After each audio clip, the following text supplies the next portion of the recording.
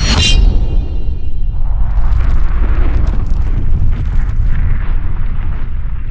दोस्तों, कैसे हो आप लोग। और आज हमारे साथ है परवेज भाई। आज मैंने इनको इनवाइट किया है। और क्या हाल चाल है आपका? बढ़िया, फर्स्ट क्लास, बिल्कुल बिंदास। अभी ठीक है आपका? एकदम पहले मस्त, से बेहतर। बहुत एकदम बढ़िया, एकदम फर्स्ट क्लास। क्या कर रहे हैं अभी आजकल? आजकल वही आपका अकाउंट्स देख रहा हूँ, आपके मैनेजमेंट को संभाल रहा हूँ। अच्छा। और बाकी आप कुछ कर भी रहे, नया भी कुछ सुना? हाँ, बाकी मैंने अपना भी यूट्यूब चैनल बनाया मैंने। अच्छा। देसी सुपर अपग्रेड। अच्छा, क्या करते हैं उसमें आप, क्या बताते हैं? उसमें मैं मोटिवेशनल स्पीच देता हूँ, अच्छा। लोगों को गाइडलाइंस देता हूँ कि जो गलती मैंने किया है उस गलती से आप लोग बचे, सीखे। हाँ सीखे। तो वही सब मैं डालता हूँ। अच्छा, सही है। तो आज हमारे ऑडियंस को भी कुछ गाइडलाइंस दे दीजिए। गाइडलाइंस मैं ऑडियंस को यही दूंगा कि आप अपने समय को बचाएं, अपने समय की कदर करें, क्योंकि अगर आज आप पैसे खर्च कर देंगे तो कल पैसे कमा लेंगे, मगर आज आपका किया हुआ वक्त फालतू, वो कभी वापस नहीं आएगा। और दूसरे पे इल्ज़ाम देना बंद करें, अपनी हर गलती का जिम्मेदारी खुद लें कि ये मेरी गलती है, नेक्स्ट टाइम से ऐसा नहीं करूँगा। और हमारे चैनल पे को भी सब्सक्राइब करें, देसी सुपर अपग्रेड। तो आप जो कह रहे हैं, तो मतलब जो गरीब है और जो मिडिल क्लास है और अमीर है, जो स्थिति है, तो आपके हिसाब से मतलब जो रह रहे तो गरीब गरीब ही रहने वाला है? ऐसी बात नहीं है, अमीर अमीर और होने वाला है। हाँ देखिए, अमीर अमीर और होगा। अमीर तो अमीर है, इसमें नो डाउट, और अमीर होगा, इसमें भी नो डाउट। अब बीच में आता है गरीब और मिडिल क्लास। तो गरीब और मिडिल क्लास का क्या डिफिनेशन अभी है कि जो गरीब है उसमें माँ भी कमा रही है, बीवी भी कमा रही है, बाप भी कहीं चौकीदारी या ऑटो चला रहा है, बेटा भी कमा रहा है, तो 5-6 जने कमा रहे हैं। और बीवी कहीं घर काम करने जाती है तो कुछ शाम का खाना ले आती है, तो वो आपस में खाना खा लेते हैं, वो खाने का भी खर्चा उनका बच जाता है। तो कुल मिलाकर के एक गरीब के घर में 70 से 80 हजार रुपए का मंथली इनकम है। अब आते हैं मिडिल क्लास। मिडिल क्लास में सिर्फ एक हस्बैंड कमाता है, और जब गरीब कमाते हैं तो गरीब के बच्चे सरकारी स्कूल में जाते हैं, उनका पढ़ाई का खर्चा भी बच गया, उनके बच्चे अच्छा हाई फाई ट्यूशन भी नहीं लेते हैं, वो पैसा भी बच गया, तो इनका पूरा पैसा बच गया। मगर मिडिल क्लास क्या है कि खुद मर थक करके कमाता है 60 से 70 हजार रुपये महीना। फिर अगर 2 बच्चे हैं तो दोनों बच्चे के स्कूल का खर्चा भी 40 से 50 हजार रुपये महीना, या अप्रोक्स 20 हजार महीना भी पकड़ ले, तो वो अपने स्ट्रगल करने के बाद भी कुछ बचा नहीं पाता। मगर गरीब आदमी के पास क्या है कि 80 हजार रुपये महीना आ रहा है। मगर अब मिडिल क्लास और गरीब में क्या डिफरेंट है कि मिडिल क्लास जो है वो अपने बच्चे के एजुकेशन में खर्चा कर रहा, कमाई कम है, आज उसको दिक्कतों का सामना करना पड़ रहा है, मगर जब एक समय आएगा जब वो स्थिति बदल जाएगी। और ये जो है कि गरीब हैं, ये कमा तो ज्यादा रहे हैं, मिडिल क्लास से ज्यादा कमा रहे हैं, मगर इनको लाइफ स्टाइल जीने का तरीका नहीं मालूम है, मगर कब तक मालूम नहीं रहेगा। ये अपने पैसे को मेंटेन नहीं कर पा रहे, जितना इनका इनकम है उस हिसाब से ये मेंटेन नहीं कर पा रहे, तो इस वजह से इनका कुछ बुरा आदत भी है। बाप उधर पी के लेटा है, बेटा उधर पी के लेटा है, लड़ाई है, झगड़ा है, और इनके पैसे का कोई हिसाब किताब नहीं। तो पीना तो सही बात है ना, डॉक्टर बोलते पीनी चाहिए, सेहत के लिए सही रहता है। हम उस टॉपिक पे चर्चा ही नहीं कर रहे हैं, आप इसीलिए पीते हैं ना वो लोग, वो जिस वजह से भी पीते हो। तो ये इनका जो पैसे का जो बैलेंस है, ये बैलेंस इनका बिगड़ रहा है। और ये जो मिडिल क्लास अपने बच्चे पे खर्चा कर रहे हैं, पढ़ा रहे हैं, एजुकेटेड बना रहे हैं, तो आने वाले समय में मिडिल क्लास जो है वो अपने फैमिली की इकोनॉमी को बूस्ट कर देगा। मगर अगर गरीब अपने फाइनेंस को मजबूत करे, अपने फाइनेंशियल एडवाइजर को रखे, तो फिर आने वाले समय में दूसरा अमीर गरीब ही होगा।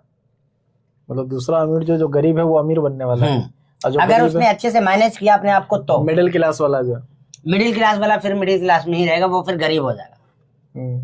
तो परवेज भाई, आप जो बात बोल रहे हैं अमीर गरीब वाला, तो ये समझिए चाइना जो है हमसे बाद में आजाद हुआ है, इंडिया हम पहले आजाद हुए, उसके बावजूद चाइना आज कहाँ से कहाँ निकल रही है, और हम बहुत पीछे हैं उसके सामने। हम इसलिए पीछे हैं कि आप अभी जाइए, अपने सामने आपके कोई पार्क है, वहां आप जेसीबी खुदवाइए अपने पैसे देके, एग्जाम्पल डेमो के लिए बता रहा हूं मैं, जेसीबी खुदवाइए, और 10 मिनट के बाद वहां पे भीड़ लग जाएगी देखने वाले की। जेसीबी मट्टी खोद रहा है, कोई रॉकेट साइंस तो हो नहीं रहा, मगर देखने वाले की भीड़ लग जाएगी। छोटा बच्चा हो, जवान हो, बड़ा हो, कोई काम से भी जा रहा हो, वो भी अपना गाड़ी रोक के खड़ा हो जाएगा हमारे इंडिया में। ऐसा क्यों? ऐसा इसलिए है कि फालतू है, टाइम फालतू है, टाइम फालतू है, टाइम की कदर नहीं है, टाइम की कदर नहीं है। और आप चाइना की बात कर रहे हैं, तो चाइना का बच्चा बच्चा अपने एक एक मिनट को मैनेज करता है, अपने स्किल को पॉलिश करके एक बादशाह बन जाता है। अब देखिए कि जो प्रोडक्ट हम इंडिया में 25,000 में बना पाते हैं, चाइना उसको 1500 में दे देता है। अब आप बताइए ऐसा क्या रीजन है? मतलब ऐसा रीजन है बना रहे वो 1500 में दे दे रहा है, ऐसा क्या रीजन? अपने आप को उसने एकदम एक्टिव किया। वहां का बच्चा बच्चा पढ़ा लिखा है। जब आप जितने ज्यादा एजुकेटेड होंगे उतना ज्यादा आप आविष्कार करेंगे। तो वहां क्या है कि आज गवर्नमेंट की भी है कि वहां के बच्चे का पूरा जिम्मेदारी ले लिया जाता है कि ये बच्चे जो है अभी इस क्लास तक इतना समय ये हमारे खर्चे पे पढ़ेंगे, ये इनकी टैलेंटेड होगी। वहां की औरतें, वहां का लेडीज, वहां का बच्चा सब बिजी है, किसी के पास टाइम नहीं है, सब सिर्फ अपने उनका 100% फोकस काम पे होता है। और हमारे इंडिया में ऐसा नहीं है। तो मतलब वहाँ की जो ये हालात है देश का जो इतना बेहतर जा रहा है, मतलब आपके कहने का मतलब गवर्नमेंट अच्छी है वहाँ की? गवर्नमेंट अच्छी है और वहां के जो लोग हैं वो गवर्नमेंट के साथ हैं कि हम आपका साथ देंगे। और यहाँ के लोग गवर्नमेंट के साथ नहीं है? यहाँ के लोग कहाँ गवर्नमेंट के साथ दे रहे हैं? यहाँ के लोग तो टैक्स चुरा लेते हैं। अगर इनकम है 50 लाख का तो दिखा रहे हैं 10 लाख, टैक्स चुरा लेते हैं। लेकिन अगर 50 लाख इनकम है, 10 लाख बता रहे हैं चुरा लेते हैं, जो अगर 10 लाख दे भी रहे तो गवर्नमेंट उसमें भी कहाँ कुछ करती है? अब गवर्नमेंट तो घूमती है खाली पैसे से। जब गवर्नमेंट का खर्चा है, जब गवर्नमेंट का खर्चा है 50 करोड़ का और उसमें से फंड आया आपका जो टैक्स का है 25 करोड़ रुपए, तो 50 करोड़ रुपए कहाँ से आएगा? गवर्नमेंट को कर्ज लेना पड़ेगा। आज क्या है हमारे इंडिया में, कोई टैक्स नहीं बढ़ता। जीएसटी लाने का कोई रीजन नहीं था, जीएसटी लाने की कोई जरूरत नहीं थी, मगर जीएसटी क्यों लाया गया? जीएसटी इसलिए लाया गया कि कोई भी जेन्युइन इंसान अपने मन से आईटीआर भरने को तैयार नहीं था, तो अब डायरेक्ट उनसे टैक्स ले लिया जाता है। लेकिन आप जो कह रहे हैं, जो जनता टैक्स देती भी है, ऐसा नहीं कि भाई चलो आपके हिसाब से मान लेते हैं 10% लोग जनता ऐसी होगी जो पूरा टैक्स नहीं दे रही है, लेकिन जो बाकी जनता टैक्स दे रही है उसका भी तो मिस यूज ही हो रहा है, सही से यूज कहाँ हो रहा है? तो गवर्नमेंट जो है समझो जो काम करनी चाहिए जिस लेवल का, उस लेवल का काम नहीं करती है गवर्नमेंट पे। यही तो हमारे इंडिया में जो फेलियर का रीजन है, जो इंडिया आज इतना पीछे है, सिर्फ यही रीजन है कि सब सवाल उसको गवर्नमेंट से चाहिए। हम खुद कुछ नहीं करेंगे, हम खुद कुछ नहीं करेंगे। गवर्नमेंट पे सवाल उठाने से पहले, हमारे गली का गटर का नाला खराब है तो पहले हम अपने एमएलए विधायक का कॉलर पकड़ेंगे। जब हमारा हाथ वहां तक जाएगा तब हम गवर्नमेंट की बात करेंगे। अगर हमारा औकात नहीं है अपने सरपंच और मुखिया से बात करने की, तो हम गवर्नमेंट मिनिस्टर और चीफ मिनिस्टर और होम मिनिस्टर और प्रधानमंत्री का बात करने की हमारी अथॉरिटी नहीं है। हमारे अथॉरिटी में ही वो चीज़ नहीं आता। अगर हम प्रधान का और मुखिया का कॉलर पकड़ के अपने गाँव का काम करवाएंगे तो फिर वो विधायक को पकड़ेगा और वो फिर सांसद को पकड़ेगा। ऐसी इकोनॉमी सही होगी हिंदुस्तान की। वरना हिंदुस्तान का जो कंडीशन है, सिर्फ ब्लेम गेम खेलते रहेंगे कि इसके वजह से हुआ, उसके वजह से हुआ, उसके वजह से हुआ। नहीं, तो जो आप बात बोल रहे हैं तो गवर्नमेंट मुखिया को पकड़े, एमएलए को पकड़े या विधायक को पकड़े, है तो गवर्नमेंट ही। और सरकार जो एमएलए बना रही है वो सरकार ही बनाती है, पकड़ेगा तो इंसान उसी को ही ना। सरकार को पकड़ रहा मतलब एमएलए को ही पकड़ रहा है इंसान। ऐसा नहीं होता। अभी आपका बिजली खराब हो जाएगा तो अब किसको फोन कीजिएगा? कंपनी को ही फोन लगाएंगे डायरेक्ट। कंपनी को तो डायरेक्ट अडानी आकर के आपका बिजली सही करेगा। अरे अडानी नहीं सही करेगा, लेकिन हम अडानी की कंपनी में ही लगाएंगे ना। तो कंपनी में लगाएंगे तो वहां से कर्मचारी आएगा ना। कर्मचारी आएगा। तो फिर जब आपको कोई गवर्नमेंट के कोई सिस्टम से प्रॉब्लम है, तो जिस प्रॉब्लम से आपको प्रॉब्लम है, पहले उस प्रॉब्लम का कनेक्शन कहाँ से है, पहले आप उसको पकड़िए, उसको पकड़िए और मुद्दे से पकड़िए कि आपको प्रॉब्लम कहाँ है। उस प्रॉब्लम को पकड़िए। डायरेक्ट प्रधानमंत्री और चीफ मिनिस्टर से हम लोगों को, आम आदमी को कोई प्रॉब्लम नहीं हो सकता है। ये बात मैं लिख के दे सकता हूँ। लेकिन घर के अंदर जो गार्जियन जो होता है, इंसान पकड़ेगा तो उसको ही। अभी हमारे घर में कुछ भी होता है उसका जवाबदार तो हम है ना। तो कोई भी हमें ही पकड़ेगा आकर के। गार्जियन की बात एक अलग हो गई। गार्जियन एक गार्जियन है जिसके कि एक फैमिली में रहते हैं, साथ में रहते हैं, और जो पूरे हिंदुस्तान का गार्जियन है वो हमारे साथ नहीं रहता, उसने एक पर्पस बना रखा। अब जैसे कि मैं गार्जियन हूँ अपने घर का, मैं दुबई में रहता हूँ, अब मेरे 4 बेटे यहाँ हैं, तो कोई प्रॉब्लम होगा तो वो मेरे बेटे तक जाएगा, फिर मेरे बेटे से बड़े बेटे तक जाएगा, उस तक जाएगा, उस तक जाएगा। जेन्युइन प्रॉब्लम अगर सॉल्व नहीं होगा तो फिर वो बैठ करके मुझे, फिर मैं दुबई हूँ या कनाडा हूँ या अमेरिका हूँ या ऑस्ट्रेलिया हूँ, कहीं भी हूँ, वो फिर फोन मुझ तक आएगा, तब मुझे फिर पर्सनली इन्वॉल्व होना पड़ेगा, तब उस मसले का हल होगा। आपकी बात से इत्तेफाक है, लेकिन बहुत ज्यादा इत्तेफाक नहीं रखता हूँ। वो तो आपकी अपनी अपनी विचार है। हाँ, अपनी अपनी विचार है, बात सही है, लेकिन हम तो ये समझते हैं कि गर्जियन टाइट हो, वो मतलब जो है प्रधानमंत्री हो या मुख्यमंत्री हो, कोई भी हो, वो टाइट हो तो नीचे के वर्कर सब टाइट ही रहेंगे, काम सही करेंगे। ऐसा जो है कि कभी नहीं हो सकता है। आपने चीन से और इंडिया से बात की थी, तो इंडिया का और चीन का जो है, चाइना में जो है कि हर नागरिक जिम्मेदार है, 1 रुपया घूस दे नहीं सकता, देगा ही नहीं, और हम यहाँ दे रहे हैं बढ़ावा, तो हम गलत है। हाँ, इस बात में एग्री हूँ। आप चाइना छोड़िए, मैं आपको एक 2007 की नेपाल की घटना बताता हूँ कि हम लोग नेपाल दोस्त यार के साथ 4 व्हीलर से घूमने गए थे। हम लोगों ने ड्रिंक कर रखा था, तो नेपाल में ड्रिंक करके अलाउड है, मगर जो ड्राइवर है वो ड्रिंक नहीं करा होना चाहिए था। तो हमारा ड्राइवर भी हम लोगों के साथ ड्रिंक कर लिया था, तो ड्रिंक एंड ड्राइव का केस लग गया और गाड़ी को 1 नाइट एक्सटेंड करने का परमिशन मिला। हम लोगों ने हाथ जोड़े, पैर जोड़े, हमने पैसे भी ऑफर किए, क्योंकि इंडियन है ना, फितरत है। हमने पैसे भी ऑफर किए, 25,000 रुपये ऑफर किए, क्योंकि जिस बंदे का गाड़ी था उसका नया गाड़ी था, 1 हफ्ते पहले ही उसके फादर ने गाड़ी उसको गिफ्ट किया था, तो उसको डर था कि कुछ हो ना जाए। उसने नहीं लिया, और अगले दिन सुबह फ्री में वही गाड़ी मिल गया। तो रूल को अगर फॉलो करने के लिए गवर्नमेंट की जरूरत नहीं है, वहां का एक चपरासी और एक आम इंसान सब मिल करके जब रूल को फॉलो करेगा तो रूल बहुत अच्छे से चलेगा। ये इंडिया में होता तो इंडिया स्वर्ग हो जाता।